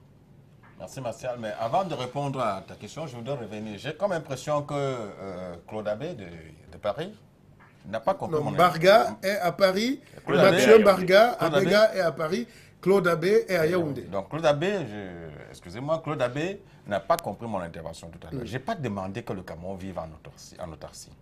J'ai dit la jeunesse camerounaise devrait créer une rupture. Créer une rupture, ça ne veut pas dire... Et c'est pour ça que quand Parfait a précisé qu'on appelle ça révolution, je n'ai pas voulu répéter le mot. Je ne voudrais pas qu'on ait à la révolution. Non, la révolution, ce n'est pas toujours la guerre. Il y a une intellection infime. De toute façon, je ne voudrais pas que ce soit une révolution. La jeunesse... La solution pour moi, c'est que la jeunesse africaine prenne conscience. Et que chacun, ce qui est difficile en son niveau, essaye de savoir ce qu'il vaut et de mettre ça à disposition de son pays. Ça ne sert à rien de rester crier, critiquer, dire qu'on n'a pas, on n'a pas. Pour moi, les politiques, ce sont ceux qui ne veulent pas que le pays change. Monsieur le maire, excusez-moi, ils ne veulent pas le changement. Je me suis amusé. Je suis ingénieur, mais je m'amuse à faire des recherches. Hein. J'ai 3 programmes que j'ai écrits ici au Cameroun, n'est-ce pas, dans l'intention de mener la révolte si je prête le mot de... L'éveil, je crois que c'est le vrai mot. Et franchement, tous ces 3 programmes sont bloqués par les politiques. J'ai développé un programme que j'ai appelé Camdias parce que je me suis rendu compte, pour moi, au Cameroun, c'est pourri partout. Le Cameroun d'aujourd'hui ne peut réussir que si une nouvelle mentalité. Et cette mentalité-là ne se trouve pas dans les Camerounais qui sont au Cameroun actuellement. Je me suis dit, si on peut réussir à prendre mes frères qui sont de l'autre côté, qui, en réalité, pour eux, ils ne veulent pas venir au Cameroun parce que c'est pourri. Si on peut les flatter avec les doigts de banane et tout ça, là, de manière qu'ils tombent au Cameroun, voilà que ce sera parti. Ils ne viennent pas pour faire la guerre. Donc la diaspora. La diaspora, ok. J'ai écrit ce programme. Jusqu'à date d'aujourd'hui, j'attends l'accréditation pour aller présenter le programme au Camerounais de la diaspora. Et dans le mécanisme, j'ai invité les maires, Martial en est témoin, j'ai invité tous les maires du Cameroun, j'ai invité tous les préfets et sous-préfets du Cameroun. Malheureusement, la conférence est tombée au lendemain du mouvement du gouvernement. Et vous savez, quand on change le gouvernement, franchement, si vous avez réfléchi n'importe quoi, c'est votre problème. Il n'y a pas de continuité de l'État. Voilà. Alors, on va chuter parce qu'on va... Oui, je vais chuter bientôt. Donc, comme pour finir cette parenthèse que j'ai ouverte, la solution au problème de l'Afrique, je préfère dire du Cameroun, ne viendra que du Cameroun. Ne croyez pas que ça viendra de l'Amérique. Ne croyez pas que ça viendra de la Chine. Vous mentez. Vous mentez. Que les Camerounais, en réalité, chacun dans son domaine bien précis, essaye de chercher la solution, il y a un million de solutions. Et c'est pour ça que je disais, il faut que nous créions notre chemin à nous. Ok, ça c'est pour moi la solution proposée pour sortir de là. C'est-à-dire les Camerounais essayent leur chemin, chacun dans son domaine, pour qu'on puisse sortir de là. Et pour revenir au phénomène de Boko Haram, j'avoue que, comme on a dit, c'est une nébuleuse et tout ça. Là, le problème de sécurité, en réalité, au Cameroun, à date d'aujourd'hui, vient de on ne sait où. Personne ne sait d'où ça vient. Personne ne sait qui sont derrière. On indexe même les gens, mais moi, je crois que c'est loin de là. Ils ont trouvé une situation, un terrain favorable, ok, pour s'installer. Et ils s'efforcent à vouloir s'installer. Le Boko Haram, en réalité, je le suivais un frère dit dernièrement, le Boko Haram n'est pas au Tchad, le Boko Haram n'est pas en Centrafrique, le Boko Haram n'est qu'au Nigeria. Et comme ils ont vu que le Nord Cameroun, n'est-ce pas, était bien là, il y avait des esprits qui les attendaient déjà, ils essaient de s'installer là-bas, autant que faire se peut. On a suivi Paul Biya tout à l'heure, avant de partir, dire que le Boko Haram ne pourra pas déstabiliser le Cameroun, qu'on n'a pas peur. C'est bien dans les déclarations, mais on vient d'écouter le leader de Boko Haram qui dit qu'il ne se reconnaît pas dans cette attaque. Est-ce que ça ne vient pas changer un peu la donne? Et quelle est votre lecture? Parce que la menace est-elle à l'intérieur ou ça porte une autre configuration? Je voudrais dire ceci. Il faut tout d'abord remercier les Camerounais parce que, en tout état de cause, quelles que soient nos divergences, les Camerounais tiennent à une stabilité à l'intérieur et autour de nos frontières. Nous avons certainement un certain nombre d'embarras en ce qui concerne les commanditaires des Boko Haram ou bien en ce qui concerne ceux qui mènent des attaques dans l'extrême nord du pays. Mais il faut évoquer ici un point. Comme l'a dit M. Tarakou Alain, vous savez, je crois que c'est parce qu'on a trouvé à un moment donné que ces frontières étaient poreuses. Et ces bandits de chemin, comme je peux les appeler ainsi, ont trouvé qu'ils pouvaient facilement avoir une base arrière au niveau du Cameroun. Et c'est l'occasion de remercier ici les forces de l'ordre, de maintien de l'ordre, parce que nous avons constaté qu'il y a une réaction, il y a un package de forces de maintien de l'ordre qui sont en train de se former pour barrer la route à ce phénomène de Boko Haram. Mais je voudrais rappeler une chose. Il faudrait que dans notre pays, qu'on essaye un peu de diminuer la bureaucratie. Parce que c'est quand les ordres, dans l'armée, les ordres se donnent. Alors quand il y a beaucoup d'intermédiaires en ce qui concerne les ordres, donc, il est fort pour vous, il y a une certaine lourdeur administrative oui, qu'il faut le dire. Être plus alerte. Oui, alors, il faut le dire, s'il vous plaît. Je voulais dire quelque chose. On va à Yaoundé. Oui, allez-y. Je voulais dire pour finir en disant que, pour témoigner ce que je viens de dire, vous vous souvenez qu'il y avait un grand membre de Boko Haram, de soi-disant Boko Haram, qui avait été arrêté à l'extrême nord. Bon, on savait pertinemment que d'un moment à l'autre, parce que ça, on n'a même pas besoin d'aller à l'école militaire pour comprendre qu'il peut y avoir une riposte, ou bien ces gens peuvent venir riposter et chercher leur frais d'armes. Donc on a arrêté ces gens et on les a laissés dans un lieu qui n'était pas fortement sécurisé. Et vous avez vu exactement ce qui est arrivé. On n'a pas su évaluer la menace. Bien évidemment. Alors, bien évidemment. On revient à vous. Claude Abbé, vous êtes à Yaoundé. On va sortir avec vous avant de rejoindre Paris pour le dernier tour de table, succinctivement. Alors, de manière succincte, j'allais dire, quelle est votre lecture sur les attaques au nord Cameroun, à Kolofata? Vous avez suivi un peu le chef de l'État qui disait tout à l'heure que le Cameroun va faire face, mais qu'en face aussi Boko Haram, par la voix de Chakou, son patron, botte en touche et dit que c'est pas la signature du groupe. Alors, est-ce que la menace a évolué? Est-ce qu'on a les nouveaux visages? Est-ce qu'on a les noms? Et comment le Cameroun peut faire face?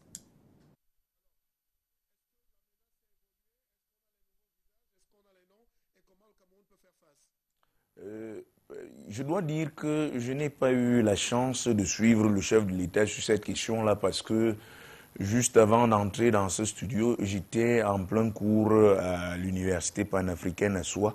Et donc, c'est tout sorti de là que j'entrais ici. Mais les informations que vous me donnez me permettent de me faire une idée et surtout l'analyse et les informations en ma possession me permettront peut-être de dire un mot après. Si vous me permettez, je voudrais d'abord peut-être dire un ou deux mots sur la thématique du partenariat entre les États-Unis et l'Afrique.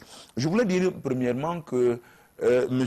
Abena, depuis Paris, finalement me rejoint parce qu'il estime que la multiplication des partenariats va créer des possibilités, des zones de respiration, que moi je pourrais appeler des zones d'incertitude.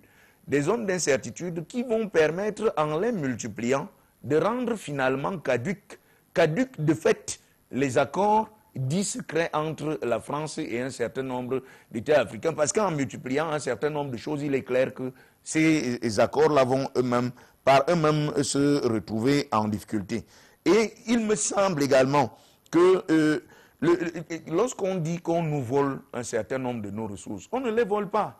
Parce que des ressources qui ne sont pas utilisées, si ces ressources-là veulent être utilisées ailleurs, c'est possible. Encore qu'aujourd'hui, la diaspora est un élément fort, une ligne forte dans les politiques et les stratégies de développement, mais pas nécessairement comme le pense M. Alain Tadagou. Je m'excuse si j'ai peut-être mal prononcé son nom. C'est-à-dire que l'homme nouveau dont a besoin l'Afrique ou le Cameroun, il ne se trouve pas nécessairement hors du Cameroun. Il peut se trouver en dehors du Cameroun, comme à l'intérieur du Cameroun, à l'intérieur de l'Afrique, comme en dehors de l'Afrique. Parce que si on devait suivre sa logique, telle qu'il le disait d'ailleurs tout à l'heure qu'il fallait fermer les frontières, si on devait suivre sa logique également au niveau de cet homme nouveau, qu'il faut aller chercher au niveau de la diaspora, dans ce cas-là, il faudrait que nous tous soyons partis du Cameroun pour que finalement on aille trouver cet homme nouveau. Pour moi, pour ce qui est de Boko Haram, il faut le dire clairement pour chuter au niveau de cet élément-là.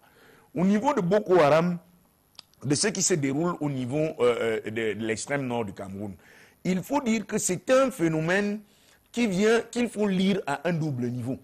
Il y a certes l'échange transfrontalier qui se joue entre le Cameroun et l'ensemble des échanges transfrontaliers qui se jouent entre le Cameroun et le Nigeria, et qu'à un moment donné, le Cameroun, à son corps défendant et peut-être par défaut, aurait servi de base arrière pour Boko Haram, pour un certain nombre de reprises. Mais en réalité, ce qu'il faut dire, c'est qu'il y a eu un dédoublement de ce Boko Haram qui est nigérian. On a aujourd'hui, c'est un certain nombre d'informations le démontrent qu'il y a une filière camerounaise de Boko Haram qui se nourrit du banditisme transfrontalier rural qui a souvent existé, qui aujourd'hui se remet au goût du jour avec pour élément Boko Haram. Et il faut le dire que ça rencontre également un certain nombre de batailles, de positionnements sur le plan politique. C'est-à-dire qu'on a affaire ici aussi à un certain nombre d'entrepreneurs politiques qui ne disent pas leur nom, qui globalement, pour certains comme pour d'autres, sont accusés ou ne le sont pas. Et donc, à mon avis, il me semble que certaines personnes ont probablement voulu jouer avec une menace qui était d'ordre asymétrique et qu'aujourd'hui, cette menace-là échappe à leur manière de pouvoir la gérer. À mon avis, c'est un peu la lecture et au regard des informations de terrain à ma disposition que je peux faire de cet élément-là. On a quelques minutes, hein, Claude Abbé, merci d'être là. Nous, on va faire un dernier tour de table avant de partir. On ne pourra pas reprendre Paris parce que le temps, hein, l'émission s'achève.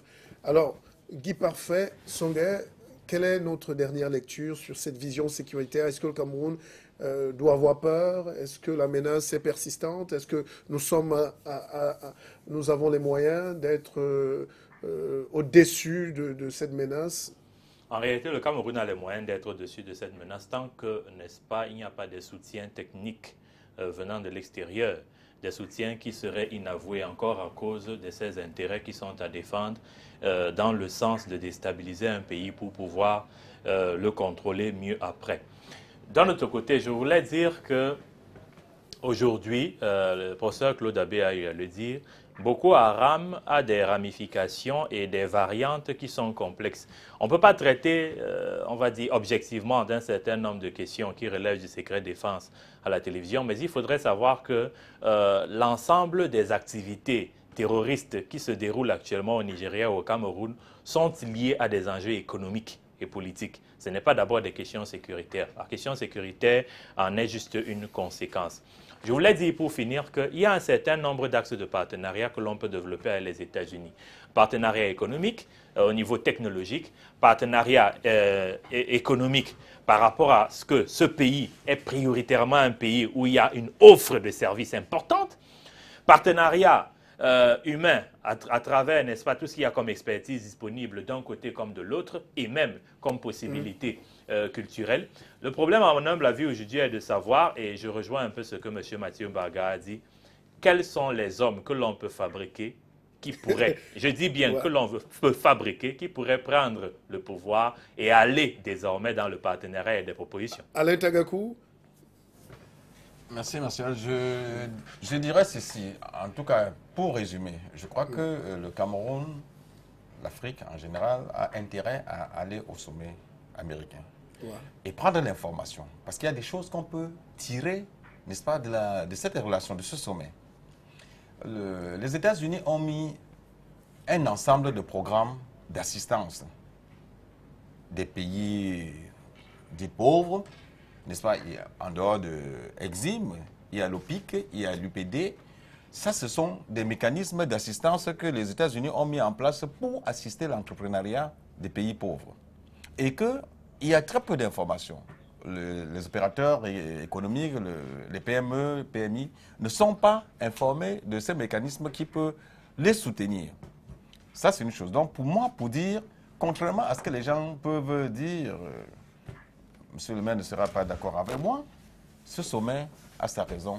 Le sommet a sa raison. Alors, Kurt Wambogi, au sortir de ce débat, avant de dire avec nos amis de Paris un dernier mot, quelle est votre lecture globale sur le sommet et sur la vision sécuritaire du pays? Bon, déjà, je vais commencer par la vision sécuritaire du pays. Je crois que nous devions juste prendre conscience qu'il y a une menace et que la menace est réelle et que nos forces de maintien de l'ordre s'organisent en conséquence et qu'évidemment la population apporte leur apport dans des renseignements. C'est ça qui permettra à nos forces de l'ordre d'intervenir quand le besoin se fera ressentir. Bon, en ce qui concerne le sommet, moi je voudrais dire, pour rejoindre le grand frère Tagakou, qu'en réalité, le problème qui se pose ici dans notre pays, c'est la volonté politique. Parce que la plupart des goulots d'étranglement que nous avons ici prennent leur source dans le politique. Et je voudrais dire que la seule chose que nous pouvons demander à Barack Obama, comme il a dit, il faut des institutions fortes et non des hommes forts. Bon, pour dire que quoi? Pour dire que la plupart de nos dirigeants ont des raisons d'être complaisants vis-à-vis de la France et autres. Parce que leur légitimité n'est pas avérée au sein de la population. Donc c'est ça exactement qui leur permet d'être frileux quand il faut prendre un certain nombre de décisions. Donc à ce titre, qu'est-ce qu'il faut faire? Les États-Unis doivent aider le peuple africain à ce que les dirigeants soient exactement ceux désignés par le peuple. Je prendrai un exemple pour moi. Je n'ai pas peur aujourd'hui de ne plus être maire parce que je sais j'ai été élu, mais si vous avez été placé là-bas par quelqu'un, il va de soi que vous chantez sa musique. On va aller retrouver Paris, mais c'est un peu vicieux votre proposition, parce qu'en même temps, si on met des hommes forts et compétents qui aiment leur pays, ça serait plus facile de venir reprendre le pétrole derrière, parce qu'ils vont passer à l'aveuglette. Alors, pour se dire au revoir, Mathieu Mbarga-Bega, vous êtes en place. Nicolas Bena, vous avez 1 minute. Chacun, je précise bien 1 minute, hein, pour faire une dernière lecture sur la situation au nord du Cameroun, Boko Haram, et évidemment, donnez votre thèse de conclusion en 1 minute aussi, et on sera parti. À vous, Paris.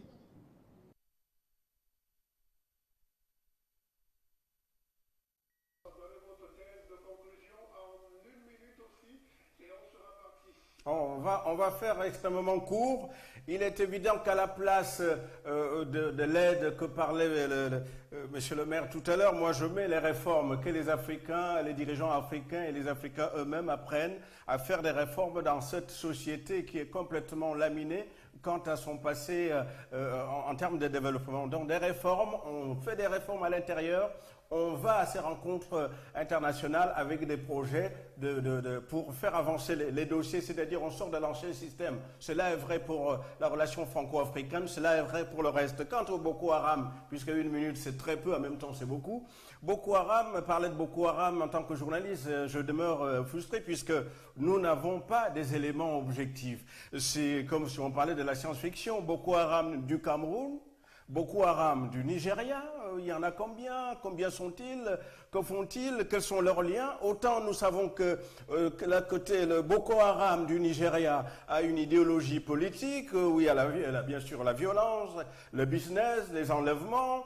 Autant le Boko Haram du Cameroun, on sait en gros que pour l'instant, c'est des enlèvements, c'est de la violence et c'est aussi un problème d'argent. Alors il y a 3 réalités très rapidement. C'est que la première réalité, que tous les Camerounais autour du président Paul Biya disent non à la déstabilisation du Cameroun. La deuxième réalité, c'est que certains Camerounais qui risqueraient de s'amuser, en tout cas d'aller vers une forme de déstabilisation du Cameroun, doivent absolument comprendre que lorsqu'un pays est en guerre, on ne peut plus rien en faire. La troisième réalité, j'en termine, c'est qu'en réalité, le Cameroun, il y a de l'espace de discussion, donc un débat politique. Et là, quand je dis ça, ça ne veut pas dire que je suis en train... c'est notre rôle de journaliste pour ne pas avoir le risque de jeter de l'huile sur le feu et de participer à l'emballement médiatique. Alors, quel que soit ce qu'on peut dire, je commencerai par Boko Haram, bien évidemment. C'est, au fait, Boko Haram, très bien, mais qui finance cette organisation? Je veux dire, qu'elle soit islamique, qui finance? Il a été identifié un certain nombre de circuits financiers par rapport à cette institution, et on sait que certains pays du Golfe financent. Mais dans le même temps, ces pays du Golfe entretiennent des relations charnelles avec les pays africains, notamment sur le plan économique. On sait qu'il y a un apport financier important. Donc, c'est pour les pays africains, parfois c'est compliqué et difficile de dire, bon, mais sur le plan intérieur, oui, il faut faire, je veux dire qu'il faut être commun sur la lutte contre Boko Haram, c'est la coopération de l'ensemble des services et sanctionner, comme ça a été fait dernièrement, au Nord Cameroun, il y a une faille, des gens ont été mis en place pour lutter contre Boko Haram et on voit qu'il y a une suite d'enlèvement. Alors il y a une réunion ad hoc et on sanctionne. Concernant le sommet des États-Unis, moi je suis suffisamment optimiste pour une raison simple.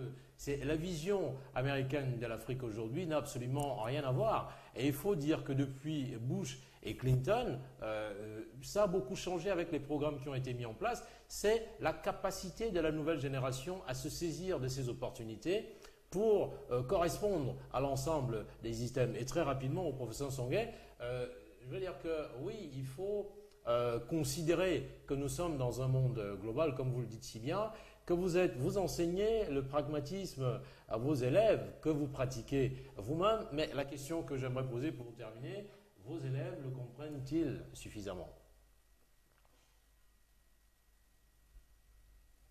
À Paris, alors Claude Songuet répondait, est-ce que les étudiants comprennent? Est-ce que ça change? Parce que tout le monde dit changer l'éducation. Mais qui va changer l'éducation et qu'est-ce qu'on va donner aux apprenants? La première chose qui me semble évidente, c'est... 30 secondes. C'est qu'on doit traiter les gens comme on voudrait qu'ils deviennent. Donc, si vous pensez qu'un enfant est brillant, vous devez lui mettre dans la tête qu'il est brillant, le mettre dans une meilleure relation avec lui-même. Et je crois que la meilleure manière de fabriquer un imbécile, c'est de dire à un individu tous les jours, tu es un imbécile, parce qu'il risque de s'approprier cet étiquetage et le somatiser. Si nous voulons des enfants brillants, nous mettons dans leur tête qu'ils valent quelque chose, qu'ils sont indispensables, qu'ils ont des responsabilités et qu'ils ont le pouvoir de changer leur devenir. Et c'est ça qui se matérialise à travers les étudiants qui entendent ce genre de discours. Et pour ce débat, vous êtes satisfait, ça va?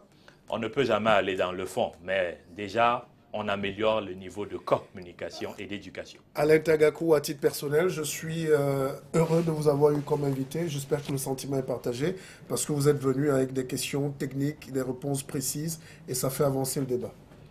Merci Martial, mais j'ai quand même un mot à dire par rapport à l'éducation. On a la chance d'avoir un des encadreurs ici avec nous, parfait, et le professeur Claude Abbé. Je voudrais dire, c'est effectivement là où vient le mal du Cameroun. Pour nous autres qui encadrons les jeunes de la dernière génération, franchement, c'est à déplorer. C'est à déplorer pourquoi? Et Parfait l'a signalé tout à l'heure. la morale qu'on enseignait à l'école, apprendre à chanter l'hymne national le matin avant d'entrer à l'école, ça n'existe plus. Mais je dis, parfait, vous en êtes responsable. Ça commence au primaire. Hein. Mais bien sûr. Bon, le débat, on est en train de partir. C'est pas un de débat. Allons-y. Vous avez des On est parts en de conclusion. responsabilité importantes parce que c'est vous qui avez fait ce programme. C'est vous qui avez enlevé les choses civiques du programme. Donc, en réalité, nous, on n'a que les yeux pour pleurer. On reçoit vos produits en entreprise. Kyote Wambo, on est en train de partir. Alors, au sortir de ce débat, vous êtes satisfait? Est-ce que vous avez l'impression d'avoir participé? Et est-ce que ça vous sciait un peu le contexte, la sécurité et puis les États-Unis, l'Afrique? Bon, je crois que je suis du même avis que les autres panélistes pour dire que ce genre d'idée participe à la construction de notre pays. Mais je voudrais dire que davantage vous deviez prendre en compte ceux qui sont dans l'arrière-pays parce que c'est ceux-là qui doivent faire... C'est pour ça qu'on a fait appel à vous. Je suis d'accord, je voudrais juste insister et vous remercier là-dessus.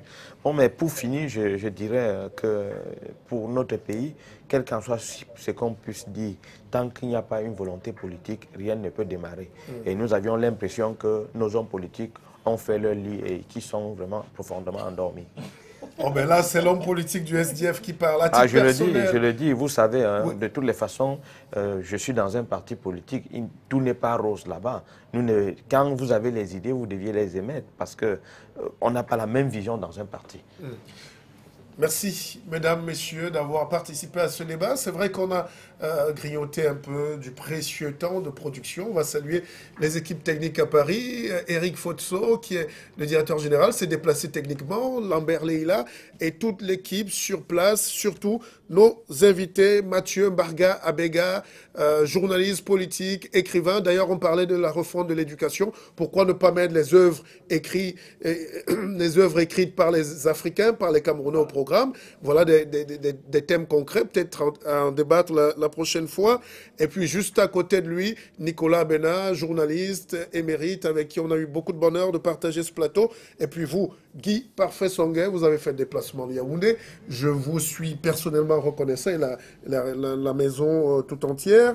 Et puis à côté de vous, Alain Tagakou, spécialiste des questions de financement des projets, ingénieur financier également, spécialiste des travaux publics. Et puis à côté, Guy Mesmer Kouate Wambo, homme politique et maire de la joviale et bonne commune de Loum. Et puis à Yaoundé, nous avions les équipes techniques, mais aussi Claude Abbé, le professeur, enseignant, sociopolitologue, qui est venu de Soa pour, évidemment, essayer de dispatcher le savoir. Vous l'avez constaté, 90 minutes politique, c'est terminé. C'est une idée novatrice. On essaye de créer une plateforme de friction des idées afin que jaillissent les éclairs de progrès pour ce continent qu'on aime tant et pour ce Cameroun qu'on chérit.